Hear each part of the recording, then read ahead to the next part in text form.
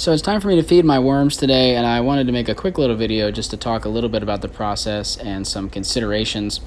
You can see I have a lot of tomatoes in this worm bin right now, and I tend to just feed the worms whatever I have excess of or whatever is going bad. And right now that's tomatoes because I've been doing a lot of seed saving, which leads to a lot of, bits and pieces of tomatoes. I also just have a lot of tomatoes in the garden, and sometimes they fall, they go to the ground and they're immature, or they just fall to the ground and rot because I didn't pick fast enough. So they're getting a lot of that. I generally try to feed the worms mostly fruit and vegetables, and you can see I do have a lot of leaves and wood chips in here to promote fungal activity. So here's some more tomatoes. I think there's also some peaches in this bin. I have several different bins, and one of them is older than the other two, and so it's a lot more mature.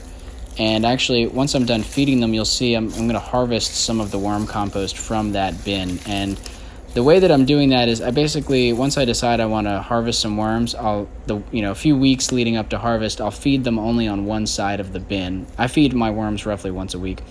And that way they'll be kind of all congregated on one side. You can see there's a lot of them in this area right here. And I can just take a little bit of compost from the other side. It won't have that many worms in it. And I can spread it around in a tray or big piece of Tupperware like this, and I can pick out the few remaining worms and put them back in the bin. And I'm basically deciding that this compost is mature because it's been sitting here for several months.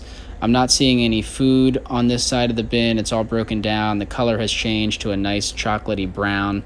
And, really, if you want to be absolutely sure that the compost is ready, you'd look at it under a microscope and see kind of what's going on in there. But I'm kind of just making a visual observation. It looks good enough to go put it out on some of my plants. So putting the bins back together, putting the burlap back on top to hold some moisture in. And then we're going to go and take that little bit of compost that I harvested and make an extract with it for the garden. And real quick, in the garden, I do have a functional gate now. I haven't really had a gate. I've had to just kind of step over my fence like all summer because I didn't build my gate yet. And this is literally assembled with garbage, as you can see. There's no hinges. It's just kind of like garbage holding it together. And I think it's pretty nifty. It does the job. Lets me in and out. I'm just going to pop out this, just like that. It's popped out. And yeah, so now we're going to go into the garden and do the extract. So basically all you're doing for an extract is you're hitting the compost with some water. You can just put it in a bucket and stir it up with a stick, or you can use a nice filter bag like this and just kind of massage the compost a little bit like that. You're trying to just dislodge microbes and nutrients into the water. You're then going to water your plants with it. I like the filter bags because then I can use a watering can and it won't clog up the watering can. You could just dump the bucket on plants if you want to. So here I am watering in some of my plants. I started some little baby brassicas, and there's some other things in this bed.